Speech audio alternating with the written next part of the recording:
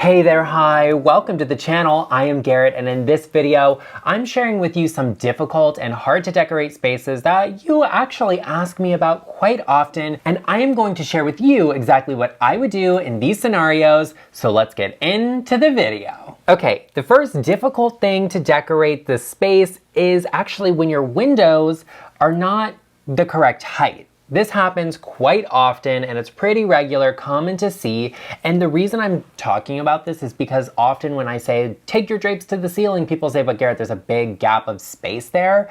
And in this specific case, there's a lot of space. So there are some interesting things you can do to compensate or overcome that. In this space specifically, you can see we have a large gap here above the windows, and we can't exactly take drapes all the way to the ceiling because we'd have this massive gap of space here and it would look a little bit crazy. So what I would do is actually pull from the height of this light fixture right over here in the top corner and bring that height into a Roman blind above these windows. I would have it with a seam down the middle so it looked like two independent blinds, and I would hang that at that height, add some crown molding to the space to fill that in a little bit, and then on the windows I do actually some real blinds. These ones are the type that you can like raise and lower them so that they cover just the bottom or just the top. They're hung a little bit low for where I like them to be because you would be getting a show out of these windows and in a bathroom that maybe is not what you want. Maybe you do want that, and that's okay. Here's another space that this has the ideal kind of setup where your windows and doors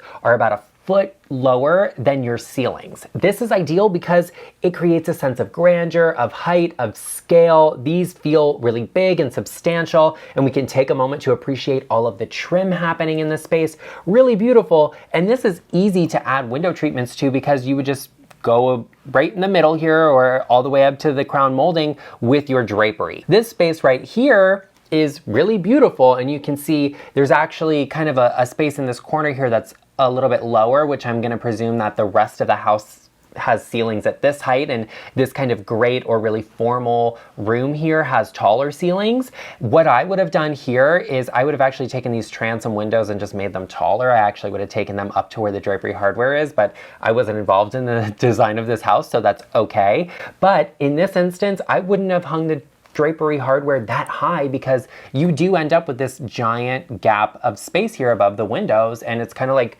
empty space doing nothing there. So in this instance, I would have taken the drapery rod and hung it in line with this crown molding all the way across here. And what is a little bit difficult to see because of the angle of the photo is that this built in here with the fireplace and bookshelves has molding on the top. This is actually in line with the crown molding in the other room that you can see. So I would have hung it in line there to create a really good sense of balance, and it would have actually played nicely because you have a big empty space here on this other wall and this one that would have flowed seamlessly across the space. Now this is an example of what happens when you don't raise your drapes at all and you hang them right above the window frame. It looks a little bit like stunted. It doesn't look really proportionate. It doesn't add any grandeur to the space. As a matter of fact, it makes things feel a little low when you actually have really great tall ceilings. So for me, what I would have done in this specific space is I would have actually taken the drapery hardware and hung it in line with this corner here of the door and just brought that all the way across, added crown molding, and you would have filled that space in really nicely. Now you also would have had a little bit of a gap of space here. And in this instance, I think that would have been okay. And if you didn't like it, I actually would have taken and hung something there like maybe a charger plate made of a basket, like something woven, textural that would have pulled a little bit of the color from this table into it. I think would have been really, really pretty. Now here's another difficult situation when you have a door that's taller than your windows where everything doesn't line up. This also happens pretty often because this door actually has a transom window, and we love a transom window. They're fabulous, fantastic. We also need to address the fact that there are blinds hung on this door. I can't stand that. You know, every time you open or close the door, the blinds swing and like slam into it. It's a no-go for me. I would have done a fabric option there, but that's just my personal preference, I guess. In this space, you take the drapery hardware and hang it in line with the top of this trim here all the way across to this other window. Obviously, I would have taken down some of these signs and artwork. Here's a different example where your windows are taller than your doors. This also happens kind of regularly, and in this instance, I would say the windows were just installed too high. In this space, if you wanted to hang drapes, I would say you take it to the crown molding, which is kind of the only place you really have the option of doing that. And then above these doors, I would hang plates or dishes or maybe a platter or something just to create a little bit of that scale and bring it up. Now, something I also get asked quite often is, what do you do when you have a heating element or a radiator, something at your baseboard, because you really can't bring your drapes all the way to the floor? I think it's more important to focus on bringing your drapes as long as they can be safely. So steer clear of bringing them anywhere near those heating elements because it can be a major fire hazard that you really just don't want to involve yourself in. Now, you know that we try and bring you useful content every week on this channel, so be sure you take a moment and hit that subscribe button, give this video a like, and turn the bell notification on to get notified every time I upload. Join the LeChic family, and after you've done so, please share with me in the comment section down below so that I can personally welcome you to the channel. A lot of people don't want to have formal dining rooms, and I would say if you like having a more informal dining room, look at how many people you have to seat there. In a situation like this where there are only 4 chairs at this table, there's no reason to have a rectangular shaped table. For me, I would get a round table because they take up less space, or opt for a round table that has leaves in it that you can expand it to be an oval shaped table for when you are entertaining. So,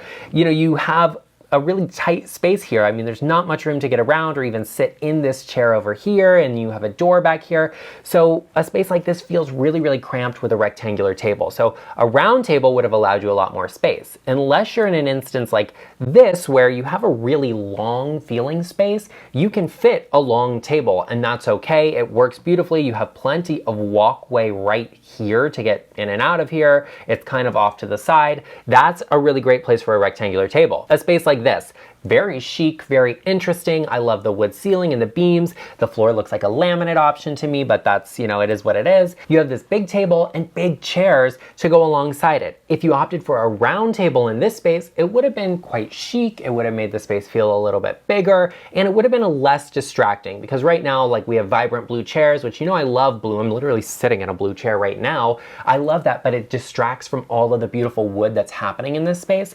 And I don't think that really makes the most sense specifically here because this is very like modern, chic feeling, and you have a lot of traditional furniture happening. So there's a juxtaposition. I would have done a round table and maybe a chair that had a slightly lower back to it to allow the space to breathe a little bit instead of having 2 clashing styles that are really competing. I think that's really important when you're mixing styles, is that they flow beautifully together. Let's talk about another difficult situation people often find themselves in, and that is when you have to put a bed against a window. It's not ideal. Most of us can agree to that because when you put a bed in front of a window, when you put anything in front of a window, you block light from coming in. And that can be not a good thing in a space when you need light. If I had to put my bed against a window, I would look for something with a lower headboard, kind of like this bed right here. It still allows a ton of light to get in, especially if you're reading, like the light comes over your shoulder onto a book. That's fantastic. The thing to remember in a space like this, because this room right here, you have this wall, which has a door in it. You have this wall, which is angled. The wall that this chest is against actually has a door in it where the photographer is standing, and we don't know what's happening on the other side of the room. I presume there's another door there. For some reason, they didn't put the bed there. Who knows why? But there's some good things happening in this space, like these window treatments. We have some great Roman blinds behind the bed. This fabric option lends itself to feeling a little more traditional alongside the furniture, which I think plays nicely. In my opinion, the mattress is a little bit too high in this space, so I would have probably brought that down a little bit and made some other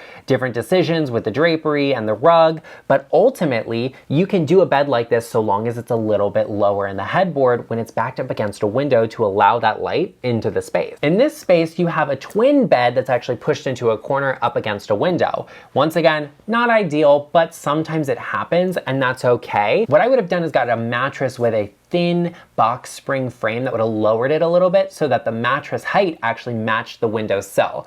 With a twin bed like this, I'm going to assume this is a child's bedroom, so they actually like to have a place to put their little things, their little collections or collectibles, whatever. That might have played really nicely for this space and this kid, because right now you're in a position where things are going to fall back there, they're going to get stuck, and then it's a whole mess. So I would have lowered the bed frame a little bit, and I would have opted for something with a lower footboard or maybe no footboard at all. That way you've got a lot more light coming into the space. Let's talk about something else that's difficult to decorate around, and that's a corner fireplace. Now, as people, we naturally think in squares and rectangles, 90-degree angles, and we like symmetry. So when you have a corner fireplace, you're kind of throwing a wrench into all of that, and it can offset you a little bit. I think this person did an interesting job in the way they situated the furniture. So when you walk into the space, the first thing you see is the fireplace, because fireplaces are naturally great focal points, which I think that this person really took advantage of.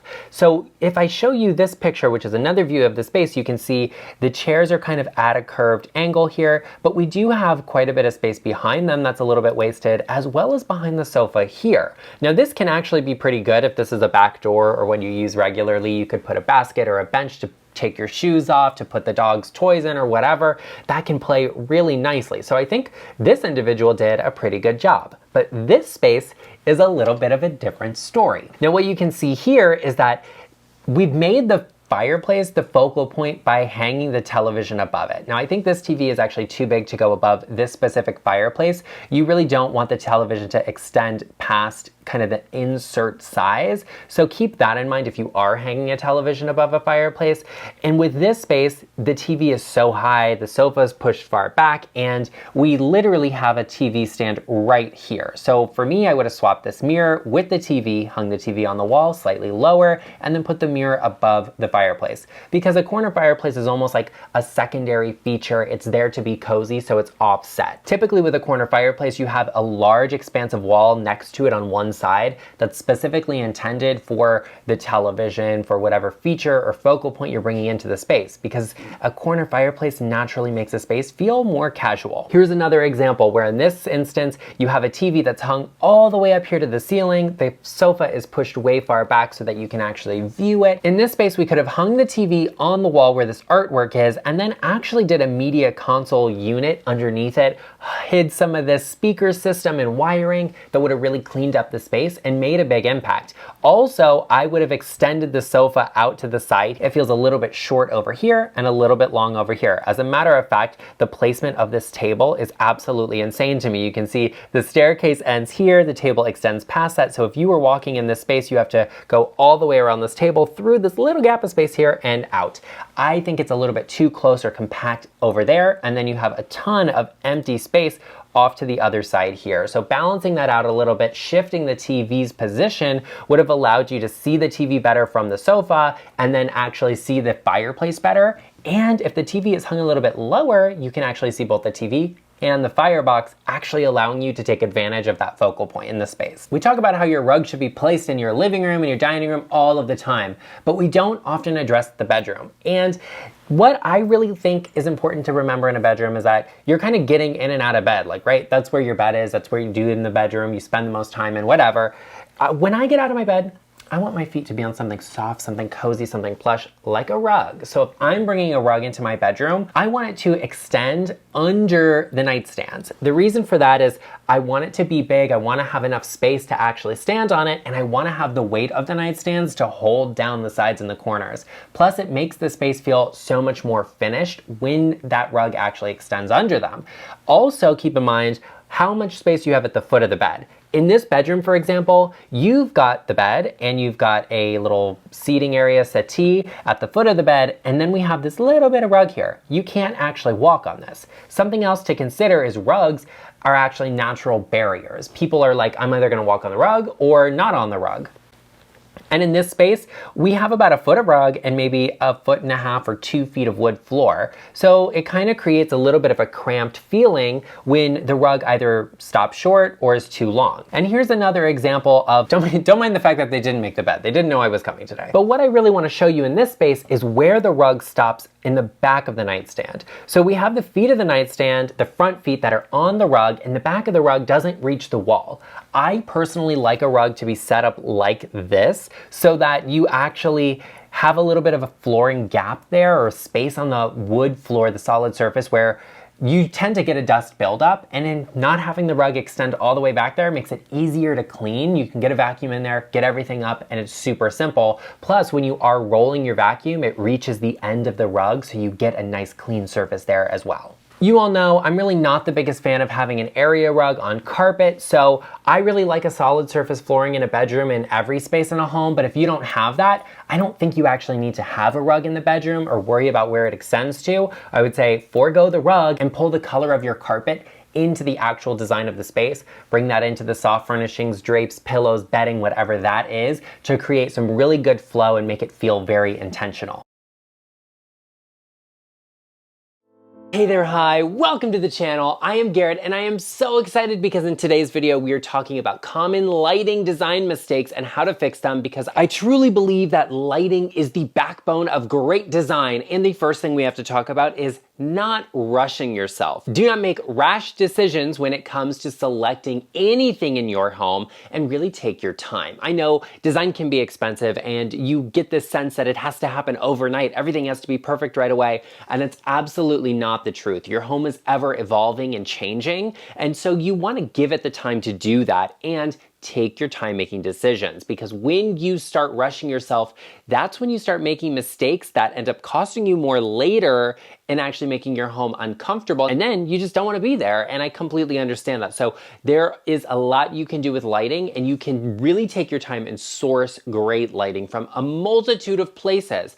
Thrift stores have great lighting. Home Goods has great lamps. Overstock has amazing light fixtures at a great deal. You can get good lighting off of Amazon. There's a ton of it in my Amazon storefront that you should check out. But take your time when it comes to making those decisions, because when you rush is when you start to make mistakes. Another common design mistake I see people make that drives me crazy because it affects the design of your home and the comfort of it is actually the temperature of lighting. Now, the temperature of lighting is measured in what are called kelvins, and those are in the thousands. So the perfect lighting, in my opinion, for a lamp or a non-overhead fixture is 2700. That's usually the lowest you can get, and it's very, very warm. And the reason I like that is because warm lighting makes a space look warm. It makes a space look moodier, a little darker, but you can layer in more lighting to get the brightness you need. It also has a sense of softness and comfort and aesthetic. It makes your home just look more interesting and look better. There are plenty of people that look better at night, so why wouldn't your home? Now, when it comes to an overhead light fixture, you can go a little bit brighter on it depending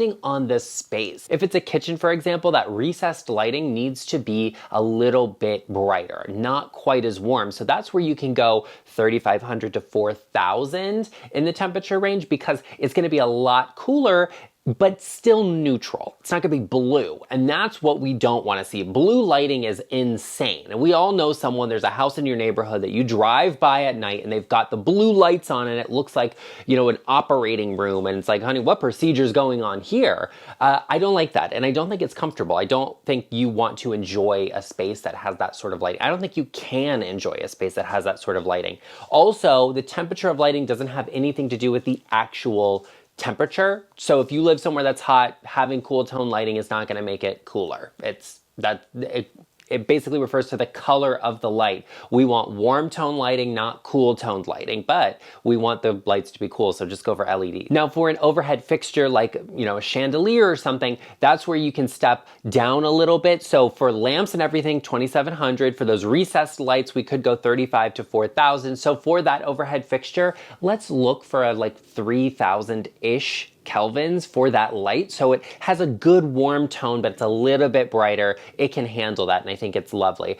There are plenty of things you can do in your home, like different sources of lighting, and each room might need something a little bit different. In your garage, you may say, hey, I actually do need that cool tone lighting. A kitchen, a bathroom, those are places that should have much brighter lighting. That way we can see a little bit more of what we're doing, and all of the lamps and everything you have in your home, the actual hanging fixtures, they should be a bit warmer, because that's the light we're using when we're enjoying a space, when we're relaxing, we're entertaining. We want it to be soft and moody, and that's what makes it really aesthetic. That's the key to achieve great design in your home. No matter what your style is, warm tone lighting and having more of it will immediately make it feel more expensive, more luxurious, more layered, and beautiful. Now, speaking of making your home beautiful, sometimes you get stuck and you just can't make those decisions, those difficult ones, and you need a sounding board, and I am here for you. I can answer all of your design questions. Any of them you need design consultation with me, you can book that using the link in the description box down below or going to intro.co. And for further details, be sure you check out the description box down below, and to book that call, head to intro.co/GarrettLeChic. The next major lighting mistake I see people make in their homes that I think you can correct and make a big statement is actually the size of the fixture. I don't like a little overhead light fixture. I like something big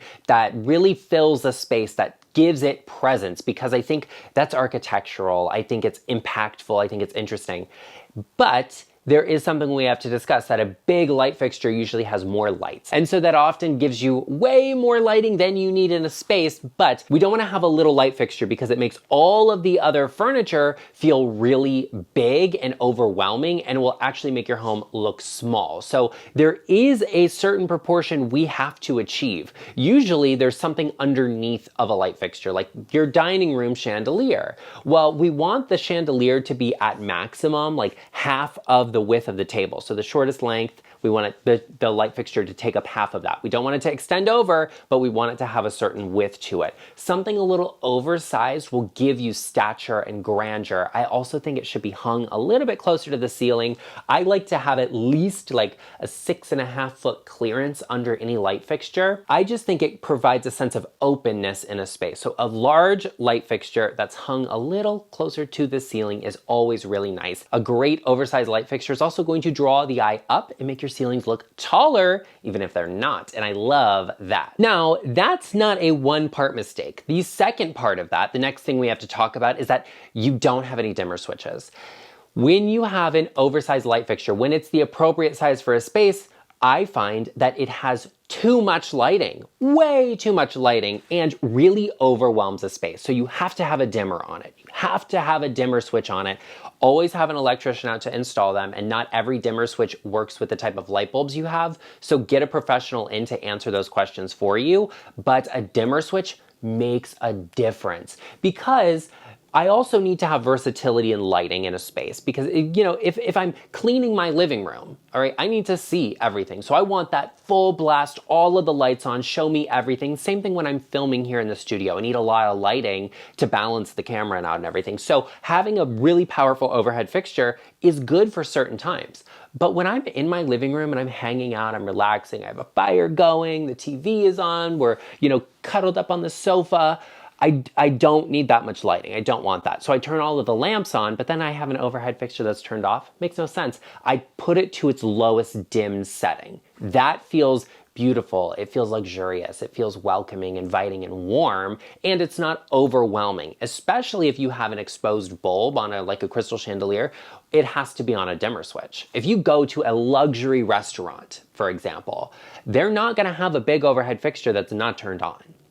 They're not going to. They're going to have it set to its lowest dim setting, so it provides atmosphere, so it creates a moody vibe and feeling in the space that is comfortable to be in and enjoy. If you want that luxury feeling in your space, it's not about looking luxurious and looking expensive. It's about feeling luxurious, and the way you enjoy that, put a dimmer switch on that overhead fixture and turn it down. Whether it's in your dining room over the table or in your living room while you're watching TV, dimmer switches make the world of difference in the aesthetic, the feeling, the luxury sense in your space. And they also make a space feel warm and inviting, especially when combined with those warm tone lights. Oh, love that for you. Speaking of something else that I'd love for you, that would be me and this channel, and hitting subscribe and joining us. Become a part of our LeChic family. Hit that subscribe button. We are on our journey to 100,000 subscribers. And if you subscribe now, you could call yourself an OG. And I also love that for you. And I love that for me too. I also love that for Arden, who is sleeping here. He's listening to everything, and he absolutely agrees, not only with all of these tips and pieces of advice, but that you should subscribe. And what was that, Arden? He also says you should give this video a like. Don't you? Don't you? You like it? You like it, or you want to go back to sleep? You want to go back to your nap? After he and Cornelius wear themselves out playing all morning, he always has his nap at the time I'm filming. He loves to lay here on the sofa. And it just so happens to be I sit here and film. That's the only reason he's laying with me at the moment. But he's a very sleepy boy at the moment, aren't you? Aren't you? Okay, well, we're gonna let him go back to his nap and get back to the video. Now, a part of having a dimmer switch on your light also comes with certain types of light. And the type of lighting we don't always wanna see that isn't the most comfortable is when we have an exposed light bulb. Having an exposed light bulb is going to be harsh. No matter what you do to it, no matter the style of fixture or your personal style, no matter the temperature of lighting, if we can see an exposed bulb, the lighting will be harsh. So that's what we need a dimmer for. But there are certain instances where you can't have a dimmer. So for that big oversized light fixture that has all of those bulbs on it, put a dimmer switch on it and it will be comfortable when it's turned down. And when it's turned all the way up, we just won't look directly at it because it's like staring into the sun. But on something like a lamp on a side table, we do not want to see a light bulb. An exposed light bulb is gonna ruin the entire vibe. I don't wanna look under the shade, I don't wanna turn to the side and then see a light bulb in my face. It's not inviting, it's not welcoming, it's not comfortable. It's going to give you like an ocular migraine, and that's just not the vibe. It's not gonna make you comfortable. It's going to make you extremely uncomfortable having an exposed bulb. And that comes down to the style and size of light fixtures you're bringing into your home. For an overhead fixture, typically I'm looking for something that casts light upward, that has a dome-like feature or style to it where light is not projected downwards because that's when we're gonna see it. Or something that has a certain opaqueness to it where we can't see the bulb within it, we just see the glow of it and it cascades light onto the ceiling. Beautiful, lovely, wonderful. I appreciate that so much. For a sconce, you could find something similar. Right now, alabaster sconces are very, very popular, and that's beautiful because once again, it has a certain opaqueness to it where the light comes through it, but it gives a glow, a beautiful softness that feels very luxurious. But you could also get a traditional style sconce with a shade on it. Nothing wrong with that because we don't see the light bulb. Now, when it comes to lamps, this is where we have to get a little bit deeper and talk seriously because the size of lamp matters depending on the placement of it. I often see people use really tall linear lamps because they tend to be very accessible and somewhat affordable as lights all throughout their home, but you don't use a light like that anywhere other than on an entry table or a buffet, because when we're sitting a little lower, when we're on a sofa, when we're laying in bed, and we look to the side, I don't want to see a bulb. A light bulb is going to ruin everything, and I'm staring directly into it, not comfortable for me or anyone in the space. So lighting on the side of a sofa or on the side of a bed, it needs to be a little smaller, a little lower. And that doesn't mean it has to be a reduced scale. It just means maybe it needs a bigger shade. In my bedroom, for example, my favorite lamps of all time, the shade starts 14 inches off of the nightstand surface, and it extends all the way up to about 27 inches. It's a really good size light fixture. It's substantial, it feels chunky, it really brings great scale to the space, but I can't see the light bulb when I'm laying in bed. And that also comes in part with the furniture placement. We want an end table on a sofa to be a little lower. I want it to sit between the top of the arm and the top of the seat. And that way the lamp is a little reduced. We get the light, the softness from it, but we don't have to look at the bulb. And the same thing goes for your nightstands. I want the surface of the nightstand to be level with the top of the mattress. That way your lamp is positioned in a place where if you were to sit in bed, you could read a book comfortably, and when you're laying down, you can reach under the shade to turn off the lamp. That's perfect. These are really specific sizes that require taking measurements. And that's a part of not rushing into things and making rash decisions and seeing something like, oh, that's pretty, that's nice, it's a color that works, get it, and it's perfect. No, absolutely not. Sit there in bed and maybe if you have lamps already, pull them over, bring them on your nightstand and try them out. Say like, how does this feel? Okay, well, it's a little tall. I can see the bulb. That's a little too much. And then start taking measurements. And you can find the perfect size light for you in your space that will provide the perfect lighting for every activity you have going on, and will also give you the benefit of not seeing the bulb and not being uncomfortable in your space. Be sure you're not looking at lamps that are too tall or nightstands that are too tall for your bed that are going to create this obstacle for you. And I think that also comes with layering lighting and using multiple pieces of it, and you can really fine tune the way you use the space and the lighting requirements you have in that space. And that's really the next thing we have to talk about. The next major mistake I see people make is that you don't have enough lighting. You can never have enough lamp lighting in a space because it's soft, it's beautiful, it's wonderful, and having more lighting is the easiest way to make your home look more luxurious and more relaxing so you can actually enjoy it and luxuriate in your time there. If you're off of work right now, you're laying on the bed, you're lounging, you're reading a book, that's luxury to me. That's luxuriating, and we need great lighting to do that. And so using multiple sources is how you're going to achieve that. You can have an overhead fixture, fine, but put a lamp in every corner and use different lamps. Use a small table lamp over here and a reading light there. I love rechargeable lamps. I love rechargeable lamps, like in a kitchen, for example. I want an overhead fixture. Maybe we even have recessed lighting. We might do under cabinet lighting. Throw a rechargeable lamp on the counter. It's great. It's amazing because that's almost like a night light. And then, you know, if we're doing a little something at night, we can turn the under cabinet lights on and the overhead can be on a dimmer, and it's really soft and moody and vibey and aesthetic, but it's enjoyable. And it really enhances all of the design you've put into the space. Same thing goes for a living room. If you have a floated living room, put a rechargeable lamp on a little table. Put it on your coffee table to add a little touch of softness and warm lighting. Once again, referencing back to like a luxury restaurant, a beautiful restaurant is always gonna have great lighting, and usually there is a light on your table, not only so you can see the menu because the place is probably a little too dark, but because it provides atmosphere for that specific space, and you can achieve that in your home with great lighting. Another thing you can do is use battery operated or rechargeable candles, like taper candles or pillar candles. If you have a fireplace that's non-functional, fill it with candles. So I think there's a lot of things you can do to add lighting into your space in multiple ways and add more of it.